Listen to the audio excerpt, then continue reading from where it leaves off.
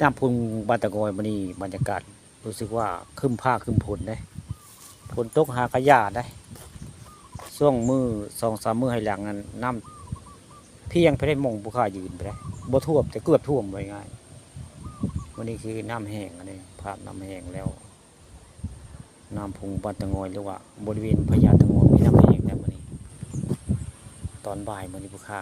ปลาทองคำมาชมมาบริเวณพญาตะกอยบ้านตะกอยได้พักบ่ายมาเนี่ยเดี๋ยวไปทางพญาตะงอยกับสิมีแขกบ้างแขกเมืองกับเจ้าย่างมาเที่ยวแต่พูดแต่ไก่ไปปุ๊บมีคนหากระมาได้ย่างมาเที่ยวย่างมาประมาณ4-5 คนได้เจ้ามาเที่ยวขึ้นผ้าขึ้นผลได้ผลตกแต่มันตกหากระยาแต่ว่าบริเวณพญาตะงอยมีแขกบ้านแขกเมืองมาเที่ยวได้มันนี่นี่คือภาพบรรยากาศบริเวณน้ำพุงบ้านตะงอยหรือว่าพญาตะงอยละมองนี่พอปตะกายก็เห็นแขกบ้านแขกเมืองกับเจ้ามาเที่ยวบริเวณพญาตะงอยบ้านตะงอยได้นี่แหละภาพบรรยากาศในบริเวณพญาตะงอยว่าน้ำพุงบ้านตะงอยละนี่ตอนบ่ายมื่อนี้ผู้ค้าปานคำผสมมาบริเวณน้ำพุงตะงอยได้บรรยากาศก็ขึ้นภาคขึ้นโพนได้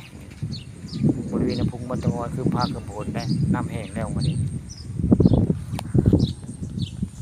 ทางหน้าก็จะเป็น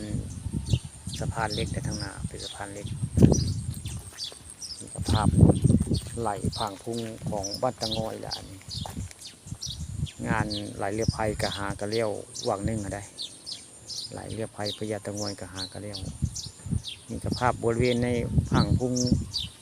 มีต้นไม้ทองคำในนี่ต้นไม้ทองคำแต่ต้นไม้อันนี้ยามเพิ่นเป็นดอกเพิ่นกับสีบ่มีใบได้ยามมีใบเพิ่นกับสีบ่มีดอกดอกไม้นี่คือภาพบรรยากาศน้ำพุงแห้งมื้อนี้มาน้ำพุงหลายมื้อน่ะมื้อนี้แห้งลงเลยนี่คือน้ำพุงบ้านตะงอยมืดฟ้ามืดฝนทำท่าฝนสิตกได้นี่